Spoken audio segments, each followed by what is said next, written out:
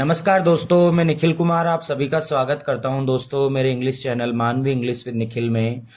तो जैसा कि दोस्तों आपको पता है, मेरा ये इंग्लिश जो चैनल है ये केवल और केवल इंग्लिश को समर्पित है। इसमें रीट, पटवार, SSC, bank, first grade, second grade, हर किसी संबंधित आपको कोई भी एग्जाम हो उससे संबंधित जैसे जैसे कोई भी एग्जाम, जैसे अभी रीट का एग्जाम थोड़ा ज़्यादा आपके प्रायोरिटी में है तो मैं रीट के टॉपिक आपको करवा रहा हूँ। फिर जब सेकंड ग्रेड आएगा तो दोस्तों मैं सेकंड ग्रेड के टॉपिक करवाऊंगा, फर्स्ट ग्रेड आएगा तो फर्स्ट ग्रेड के टॉपिक करवाऊंगा। तो जैसे जैसे एग्जाम प्रायोरिटी में रहेंगे वैसे वैसे दोस्तों मैं इसमें टॉपिक आपको करवाता रहूंगा। आज का दोस्तों जो मेरा टॉपिक रहेगा वो रहेगा दोस्तों CLT। कौन सा टॉपिक रहेगा दोस्तों? आज का जो मेरा टॉपिक रहेगा वो दोस्तों CLT रहेगा। ये दोस्तों CLT क्या होता है? CLT का मतलब होता है दोस्तों, CLT का मतलब होता है कि कम्युनिकेटिव लैंग्वेज टीचिंग, यानी एक प्रकार की ये अप्रोच है। मैं आपको अप्रोच क्या होती है ये भी बताऊंगा दोस्तों। तो CLT दोस्तों मेथड नहीं है, एक अप्रोच है। सबसे पहले आपको ये पता होना चाहिए CLT एक मेथड नहीं है। It is not a method, it is an approach. तो दोस्तों एक बेसिक अंतर होता है, अप्रोच और मेथड में एक छोटा सा अंतर होता है। आपके एक क्वेश्चन तो दोस्तों यही पूछा जाता है कि CLT की फुल फॉर्म क्या होती है। तो दोस्तों CLT की फुल फॉर्म आपकी होती है कम्युनिकेटिव लैंग्वेज टीचिंग। CLT का मतलब क्या होता है? Communicative language teaching. तो दोस्तों शुरुआत करते हैं। मेथड और अप्रोच में क्या अंतर होता है? एक छोटा सा अंतर मैं बता देता हूँ, आप समझ जाओगे। जो मेथड होता है उसमें कोई भी अप्रोच शामिल नहीं होती दोस्तों। जो मेथड होता है उसमें कोई भी अप्रोच शामिल नहीं होती है। इसका मतलब यह है कि मेथड एक ऑटोनोमस होता है, एक स्वतंत्र होता है, स्वायत्तशासी होता है, स्वायत्त होता है, मतलब अपने आप में बिल्कुल फ्री होता है। कोई भी जो मेथड होता है उसमें किसी भी प्रकार की अप्रोच का शामिल नहीं किया जाता। जबकि जो आपके अप्रोच होती है ना, अप्रोच वो बिना किसी मेथड के कभी भी नहीं बनती है।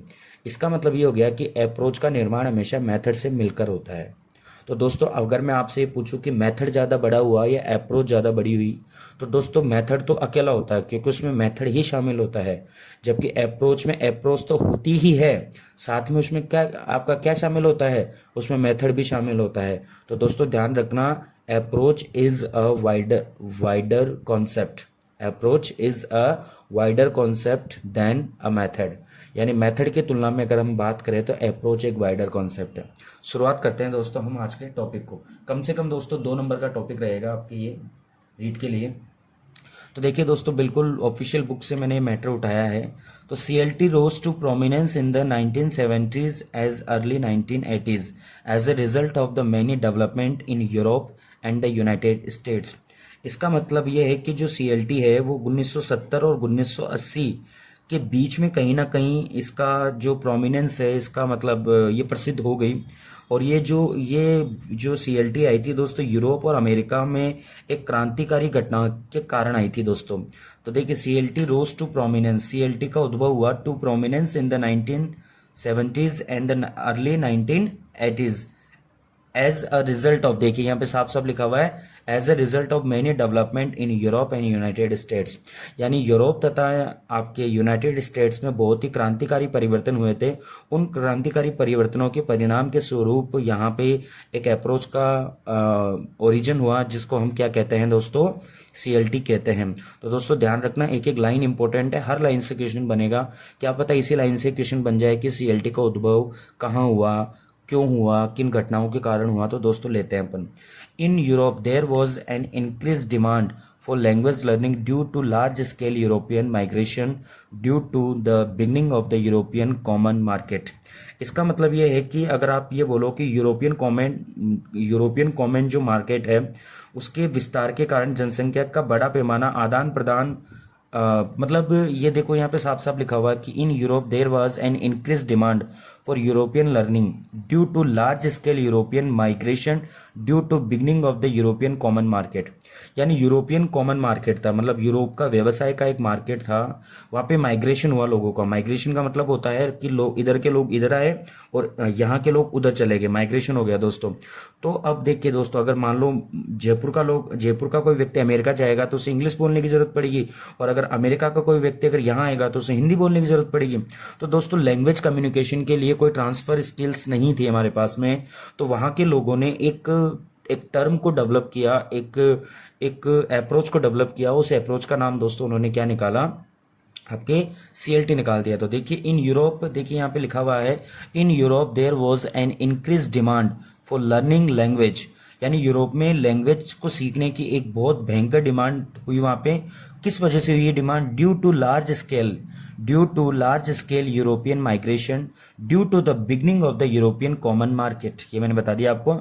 अ large population of the people, एक जनसंख्या का बहुत बड़ा भाग, needed to learn a foreign language. जैसे आज अपने भारत में भी क्या होता है दोस्तों, जनसंख्या का बहुत बड़ा भाग, जैसे भारत की जनसंख्या 130 करोड़ है, तो भारत की जनसंख्या के 130 करोड़ का एक बहुत बड़ा जो भाग है दोस्तों, वो आज भी दोस्तों इंग्लिश भाषा को सीखना चाहता है। तो दोस्तों वहाँ पे यूरोप में भी क्या हुआ दोस्तों, जनसंख्या का एक बहुत बड़ा भाग, जैसे यूरोप की जनसंख्या मान लो 20 करोड़ थी, तो 20 करोड़ में से लगभग 5-10 करोड़ लोगों के मन में फॉरेन लैंग्वेज को सीखने की एक जिज्ञासा उत्पन्न हुई।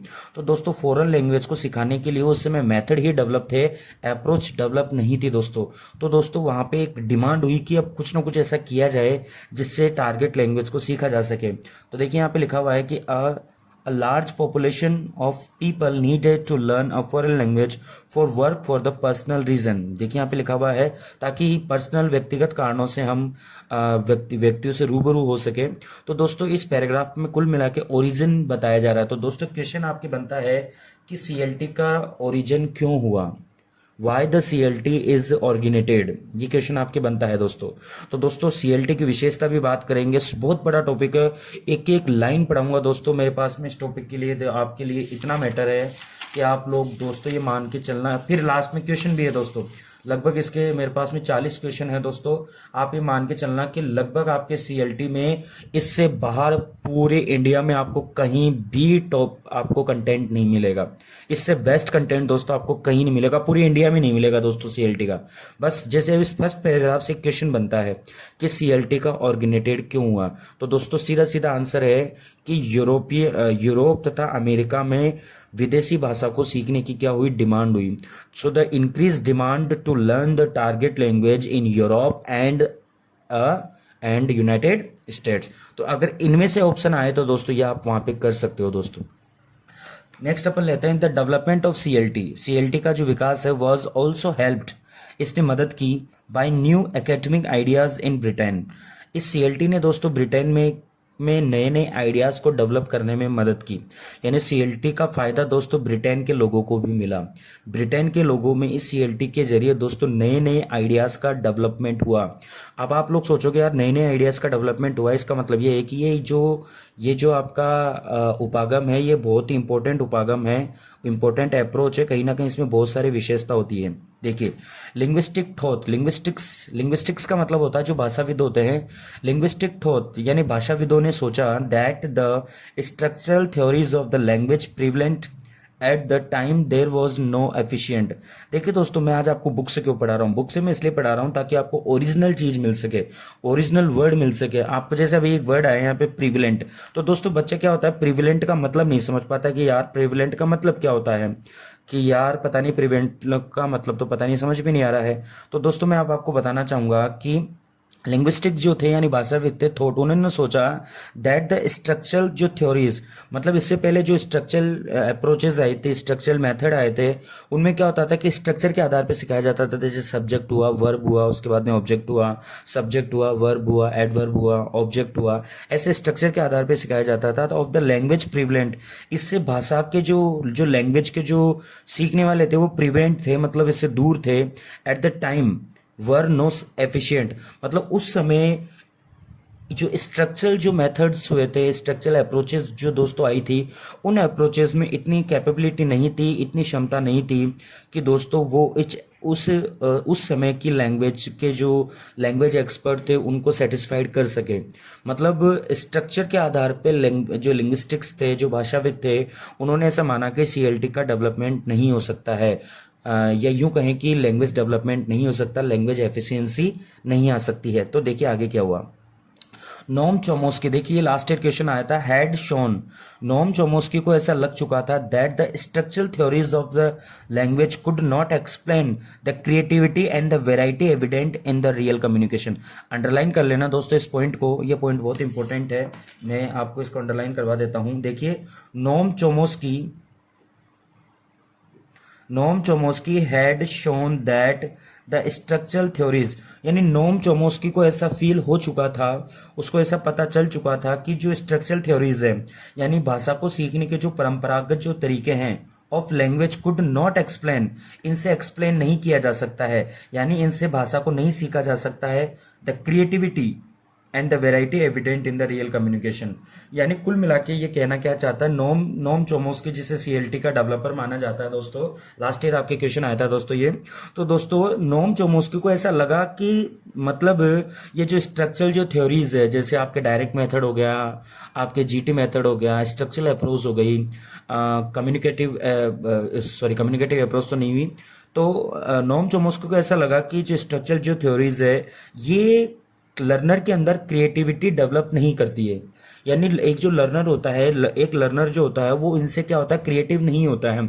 और अगर एक लर्नर अगर इनसे क्रिएटिव नहीं होता है तो इसका मतलब ये है दोस्तों कि कहीं ना कहीं जो नोम चोमोस्की था उसने ऐसा सोचा कि यार कहीं ना कहीं एक ऐसी चीज आनी चाहिए जिससे बच्चों के अंदर कम्युनिकेशन स्किल्स डेवलप हो। देखिए एक वर्ड यूज हो रहा है रियल कम्युनिकेशन, कि यहाँ पे मतलब जो स्ट्रक्चरल जो अप्रोच थी वो क्या करते थे, जीटी मेथड था, डायरेक्ट मेथड था, वो क्या थे, लैंग्वेज में प्रोफिशिएंस तो बना देते थे लेकिन कम्युनिकेशन में प्रोफिशिएंट नहीं बना देते, कम्युनिकेशन में व्यक्ति को अडाप्ट नहीं करते थे दोस्तों, उसको अडेप्ट नहीं करते थे, मतलब उसको निपुण नहीं बनाते थे, उसको प्रोमिनेंट नहीं बनाते थे। तो आगे क्या हुआ देखिए दोस्तों, तो Noam Chomsky had shown that the structural theories of language could not explain the creativity and the variety evident in the real communication. British linguistic Christopher Candlin, देखिए नाम है, ब्रिटेन का एक लैंग्वेज एक्सपर्ट था जिसका नाम है Christopher Candlin and Henry विडोसन thought. तो फिर उस समय जो ब्रिटेन के जो लैंग्वेज एक्सपर्ट थे, जिनमें एक का नाम है दोस्तों क्रिस्टोफर कैडलिन तथा हेनरी विडोसन थॉट, उन्होंने सोचा कि that a focus on structure was also not helping language students. तो दोस्तों तीन लोगों के नाम आ चुके हैं हमारे पास में सीएलटी से रिलेटेड। नोम चोमोस्की का नाम सबसे पहले आया। नोम चोमोस्की ने सबसे पहले ये सोचा कि जो स्ट्रक्चरल जो थ्योरीज थी इनसे क्रिएटिविटी डेवलप नहीं होती है। फिर उसके बाद में दोस्तों दो नाम और आए आपके, जिसमें एक नाम आया आपका क्रिस्टोफर कैंडलिन तथा दूसरा नाम आया हेनरी विडोसन। इन्होंने ये सोचा दोस्तों कि ये जो स्ट्रक्चरल जो थ्योरीज है ये एक स्टूडेंट की हेल्प नहीं करती है अंग्रेजी को सीखने में, यानी जो स्ट्रक्चरल जो थ्योरीज थी जैसे जीटी मेथड हुआ, ये लैंग्वेज को सीखने में मदद नहीं करती है। तो तीन नाम याद रखना दोस्तों, आपसे क्वेश्चन बन सकता है। सीएलटी बहुत शानदार चीज है दोस्तों, बहुत अच्छा समझाऊंगा मैं आपको। आपके क्वेश्चन बनता है दोस्तों कि नोम चोमोस्की निम्न में से किसका संबंध सीएलटी से नहीं है। तो एक ऑप्शन आपको दिया जाता है नोम चोमोस्की, एक आपको दिया जाता है क्रिस्टोफर कैंडलिन, एक ऑप्शन आपको दिया जाता है हेनरी विडोसन और एक आपको दिया जाता है डॉक्टर माइकल वेस्ट। तो दोस्तों यहाँ पे ध्यान रखना, डॉक्टर माइकल वेस्ट आंसर नहीं होगा, क्योंकि नोम चोमोस्की का संबंध भी सीएलटी से है, आपके क्रिस्टोफर कैंडलिन का संबंध भी सीएलटी से है तथा हेनरी विडोसन का संबंध भी किससे है दोस्तों। So Noam Chomsky, Christopher Candlin and Henry Widdowson are related to the CLT। Okay दोस्तों, इन्होंने देखा अ नीड फॉर स्टूडेंट्स, तो इन्होंने ऐसा पाया कि दे सा a need for student for develop communicative skills and functional competence in the additional to mastering language structure। तो इन लोगों ने ऐसा सोचा कि एक विद्यार्थी के अंदर कम्युनिकेटिव स्किल्स का डेवलपमेंट होना चाहिए। फंक्शनल कंपिटेंस, देखिए फंक्शनल का मतलब होता है प्रैक्टिकल, मतलब आप लैंग्वेज को प्रैक्टिकल रूप में जब यूज करना सीख जाते हैं। फंक्शनल कंपिटेंस का मतलब ये हो गया, कंपिटेंस का मतलब होता है दक्षता, फंक्शनल का मतलब हो गया प्रैक्टिकल। तो फंक्शनल कंपिटेंस को आप कम्युनिकेटिव कंपिटेंस भी कह सकते हो। तो दोस्तों जो नोम चोमोस्की था, क्रिस्टोफर कैंडलिन था, हेनरी विडोसन था, इन्होंने ऐसा सोचा कि एक लर्नर के अंदर कम्युनिकेटिव स्किल्स का होना जरूरी है तथा एक प्रैक्टिकल एडेप्टनेस का होना जरूरी है, जिससे कि लैंग्वेज को सीखा जा सके। Thus Chomsky advocate in favour of linguistic competence of an ideal native speaker. तो देखिए दोस्तों, ये क्वेश्चन बन चुका है आपके चोमोस्की, नोम चोमोस्की वही है दोस्तों आपके। तो नोम चोमोस्की ने इस चीज की वकालत की कि linguistic competence of an ideal native speaker, यानी लिंग्विस्टिक यानी भाषा में दक्षता का होना जरूरी है। और भाषा में अगर दक्षता होगी तो कहीं ना कहीं दोस्तों कम्युनिकेशन स्किल्स पे आपके अंदर डेवलपमेंट, कम्युनिकेशन स्किल्स का डेवलपमेंट भी होगा। और वही दोस्तों एक आइडियल नेटिव स्पीकर माना जा सकता है। यानी नोम चोमोस्की ने का ऐसा मानना था कि जो लिंग्विस्टिक कॉम्पिटेंस था of an ideal native speaker, यानी एक आदर्श जो नेटिव स्पीकर होता है वो कौन व्यक्ति होता है जिसके अंदर लिंग्विस्टिक कॉम्पिटेंस होता है, ऐसा किसका मानना था दोस्तों? चोमोस्की का मानना था। That is, a native speaker should be able to express his ideas in a grammatically correct language and in a fluent way। मतलब कुल मिला के चोमोस्की का ऐसा दावा था कि अंग्रेजी सीखने के लिए नेटिवनेस का होना जरूरी है, क्योंकि इनका ऐसा मानना था कि जो नेटिव स्पीकर होता है शुड बी एबल, वो इतना एबल होता है या उसको इतना एबल होना चाहिए कि वो ग्रामेटिकली रूप से, देखिए लिंग्विस्टिक कॉम्पिटेंस वर्ड अगर आया है तो कहीं ना कहीं ग्रामेटिकली रूप से व्यक्ति अडेप्ट है, लर्नर अडेप्ट है। तो चोमोस्की क्या करता था? ग्रामेटिकली कॉम्पिटेंस की डेवलपमेंट वकालत करता था, लिंग्विस्टिक कॉम्पिटेंस की वकालत करता था। उसका ऐसा मानना था कि कहीं ना कहीं व्यक्ति में एक ऐसी चीज डेवलप होनी चाहिए जिससे वो अपने विचारों को आदान प्रदान कर सके। तो दोस्तों 3 नाम याद रखना, तीनों की थ्योरीज मैंने दे दी है। आगे अपन पढ़ते हैं दोस्तों। जब तक आप थ्योरी नहीं पढ़ोगे तब तक दोस्तों आपको समझ में नहीं आएगा। In the United States, the linguist Dale Helms developed the concept of communicative competence। ध्यान रखना दोस्तों, ये क्वेश्चन आपके बन सकता है। डेल हेम्स, डेल हेम्स, देखिए कम्युनिकेटिव कॉम्पिटेंस, प्रश्न आपसे पूछा जाता है कि कम्युनिकेटिव कॉम्पिटेंस वर्ड किसके द्वारा डेवलप किया गया है, क्योंकि कम्युनिकेटिव वर्ड जो है वो कम्युनिकेटिव अप्रोच से रिलेटेड है, सीएलटी से संबंधित है। तो दोस्तों कम्युनिकेटिव कॉम्पिटेंस जो वर्ड है वो डेल हेम्स के द्वारा डेवलप किया गया था। और डेल हेम्स कहाँ के रहने वाले थे दोस्तों? यूनाइटेड स्टेट्स के रहने वाले थे। ये भी दोस्तों आप लोग इंपॉर्टेंट कर लेना, आपके नोट्स में इस चीज को बना लेना दोस्तों, इसको आप इंपॉर्टेंट कर लेना कि जो डेल हेम्स था वो कम्युनिकेटिव कॉम्पिटेंस को डेवलप करने का श्रेय उसको जाता था। देखिए साफ साफ लिख रखा है, in the United States the linguist का मतलब भाषाविद, Dell Hymes developed the concept of the communicative competence. According him, यानी डेल हेम्स के अनुसार कम्युनिकेटिव कॉम्पिटेंस मींस, देखिए उन्होंने कम्युनिकेटिव कॉम्पिटेंस का मतलब क्या बताया है। देखिए बहुत ही प्यारा मीनिंग आएगा यहाँ पे निकल के।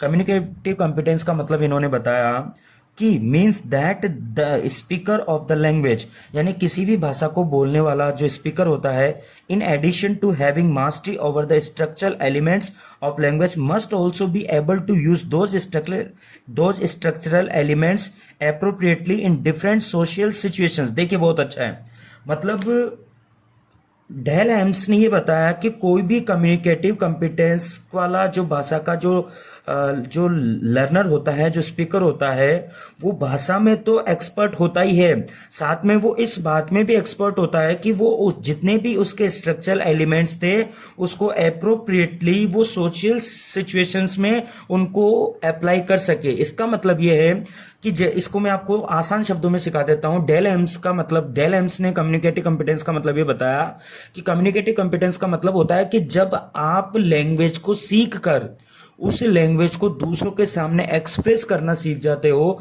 उस लैंग्वेज को दूसरों के सामने सिचुएशंस के अनुसार उस लैंग्वेज का यूज करना सीख जाते हो, तो इस चीज को उन्होंने क्या नाम दिया दोस्तों? कम्युनिकेटिव कॉम्पिटेंस नाम दिया। दोस्तों ध्यान रखना, कम्युनिकेटिव कॉम्पिटेंस क्यों नाम दिया? क्योंकि कम्युनिकेटिव कॉम्पिटेंस डेल हेम्स के अनुसार क्या था कि आप एक लैंग्वेज के एक्सपर्ट हो सकते हैं, लेकिन लैंग्वेज का एक्सपर्ट आप तभी बनेंगे जब आप उस लैंग्वेज का यूज भी करना सीख जाएंगे। जैसे आपको दोस्तों इंग्लिश आती है लेकिन आप उस इंग्लिश का रियल सिचुएशन में यूज नहीं कर पाते हैं, तो मतलब आपके अंदर कम्युनिकेटिव कॉम्पिटेंस नहीं है। दोस्तों बहुत ही इंपॉर्टेंट पॉइंट है, सारी चीजें दोस्तों आप लोग नोट कर लेना, हर वर्ड से क्वेश्चन बन रहा है, हर लाइन से क्वेश्चन बन रहा है दोस्तों।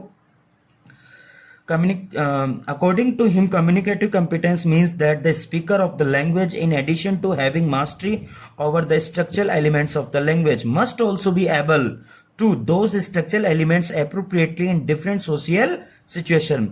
This is clearly summed up by Dale Hymes statement. तो दोस्तों हम क्लियरली निष्कर्ष के रूप में कह सकते हैं कि there are rules of of use without which the rules of grammar would be useless. तो देखिए इस लाइन को समझिए, बहुत इंपॉर्टेंट लाइन है कि there are rules of use without which the rules of grammar would be useless. मतलब इस स्टेटमेंट के अनुसार यह है कि बिना ग्रामर के आप अगर नियमों को सीख रहे हैं तो वो बिल्कुल यूजलेस है। समझ रहे हैं ना? मतलब बिना ग्रामर, जैसे आप मान लो, क्योंकि व्यक्ति बातचीत करने में दक्ष तभी होता है जब वो लैंग्वेज को अच्छी तरह सीख जाता है। दोस्तों इसका मतलब यह है कहने का कि कहीं ना कहीं डेल हेम्स ने यह बोला कि कम्युनिकेटिव स्किल्स व्यक्ति में तभी डेवलप होती है जब वो लैंग्वेज को सीख जाता है। कहीं ना कहीं उसमें ग्रामर का भी रोल होता है। आजकल के जो स्पोकन इंस्टीट्यूट चलाते हैं वो दोस्तों ग्रामर पे जोर नहीं देते हैं, लेकिन डेल हेम्स जैसे विद्वान ने इस बात के ऊपर जोर दिया कि अगर आप ग्रामर को के बिना लैंग्वेज को सीख रहे हैं, ग्रामर के बिना कम्युनिकेशन कर रहे हैं, तो ये यूजलेस है, ये बिल्कुल बेकार है।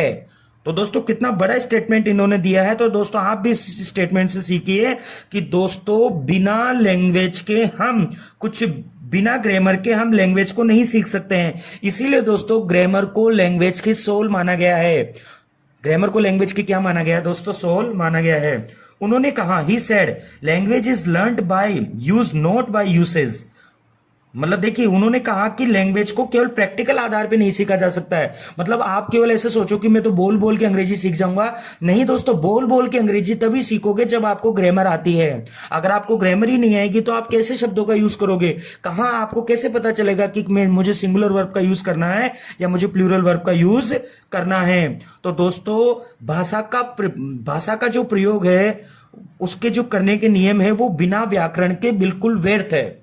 तो दोस्तों देखिए ग्रामर की कितनी बड़ी इंपॉर्टेंस होती है। इसीलिए दोस्तों मैं जब बच्चों को ग्रामर पढ़ाता हूं तो बच्चे कभी कभार कहते थे, सर ग्रामर को आपने कैसे इतना स्ट्रॉन्ग किया? तो दोस्तों बिना ग्रामर के लैंग्वेज सीख ही नहीं सकते आप। ग्रामर के बिना तो दोस्तों लैंग्वेज बहुत ही ज्यादा टिपिकल है, बिना लैंग्वेज आप उसके नहीं सीख सकते दोस्तों। ओके दोस्तों, नेक्स्ट देखिए आगे आपके क्या कह रहा है। डेफिनेशंस है कुछ आपके इंपॉर्टेंट, ये डेफिनेशंस आपके पूछी जाती है दोस्तों।